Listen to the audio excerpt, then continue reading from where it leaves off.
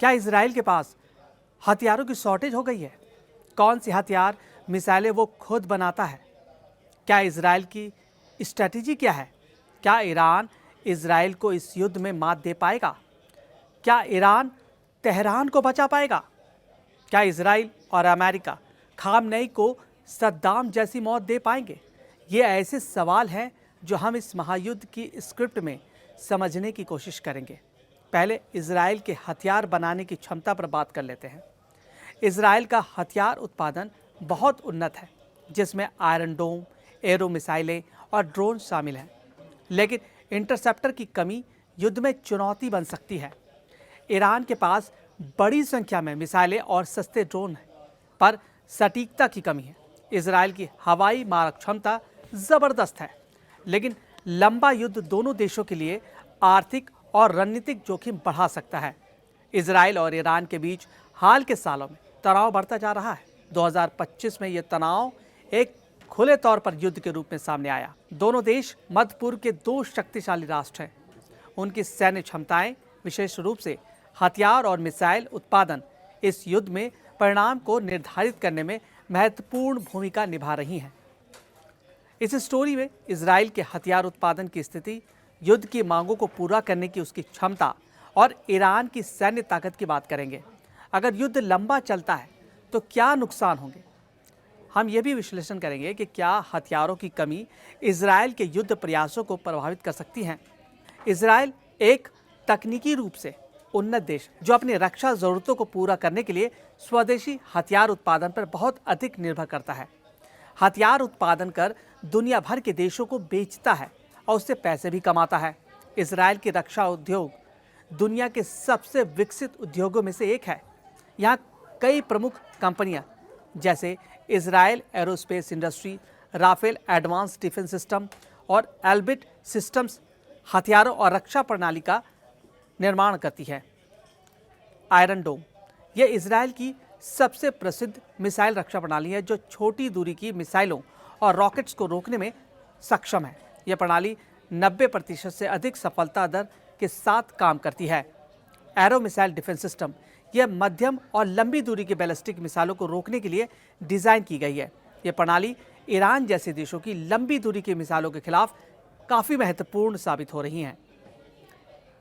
David's sling, मध्यम दूरी की मिसाइलों और ड्रोनों को नष्ट करने के लिए उपयोग में लाई जाती हैं। इजराइल की आक्रामक मिसाइलों की बात करें तो जेरिको मिसाइलें इजराइल की लंबी दूरी की बैलिस्टिक मिसाइलें हैं, जो परमाणु हथियार ले जाने में सक्षम मानी जाती हैं। हालांकि इजराइल आधिकारिक तौर पर परमाणु हथियारों की मौजूदगी की पुष्टि नहीं करता। लॉन्ग रेंज आर्टिलरी, ये एक सटीक लंबी दूरी की मिसाइल है जो सैन्य ठिकानों को निशाना बनाने में उपयोगी है। ड्रोन और साइबर हथियार, इजराइल ड्रोन निर्माण में अग्रणी है, जैसे कि हर्मिस, हैरोप ड्रोन, जो निगरानी और हमले दोनों के लिए उपयोग किए जाते हैं।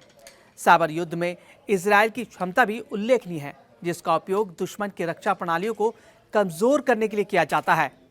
इजराइल की हथियार उत्पादन क्षमता के बारे में सटीक आंकड़े सार्वजनिक रूप से उपलब्ध नहीं है, क्योंकि ये एक रणनीतिक मामला है। हालांकि ये अनुमान है कि इजराइल हर रोज सीमित संख्या में मिसाइल इंटरसेप्टर जैसे आयरन डोम और एरो के लिए उत्पादन करता है। इजराइल की मिसाइल रक्षा प्रणालियों के लिए इंटरसेप्टर की मांग बढ़ रही है, क्योंकि ईरान द्वारा दागी जा रही मिसाइलों की संख्या काफ़ी अधिक है। क्या इजराइल युद्ध की मांगों को पूरा कर सकता है? 2025 में इजराइल और ईरान के बीच चल रहे युद्ध ने इजराइल की रक्षा प्रणालियों पर भारी दबाव डाला है। कुछ प्रमुख बिंदु इस संदर्भ में विचार करने योग्य हैं। इंटरसेप्ट की कमी का खतरा है। इजराइल के पास एरो मिसाइल इंटरसेप्टर की कमी हो सकती है, क्योंकि वह ईरान की बैलिस्टिक मिसाइलों को रोकने के लिए इनका तेजी से उपयोग कर रहा है। एक मिसाइल को रोकने के लिए कई इंटरसेप्टर की आवश्यकता हो सकती है, जिससे स्टॉक तेजी से कम हो रहा है।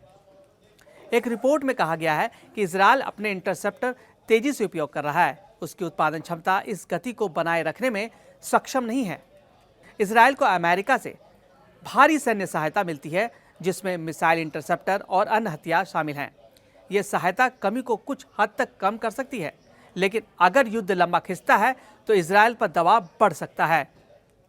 युद्ध के पहले 2 दिनों में ही इजराइल को $1.45 बिलियन का खर्च आया।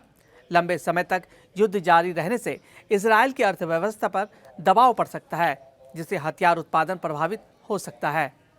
ईरान की हथियार और मिसाइल उत्पादन क्षमता की बात करें, ईरान की सैन्य रणनीति इजराइल से बहुत अलग है।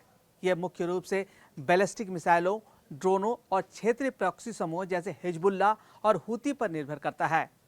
ईरान द्वारा निर्मित प्रमुख हथियार और मिसाइलों के बारे में बताते हैं। बैलिस्टिक मिसाइलें, ईरान के पास मध्य पूर्व के सबसे बड़ा और विविध बैलिस्टिक मिसाइल का भंडार है।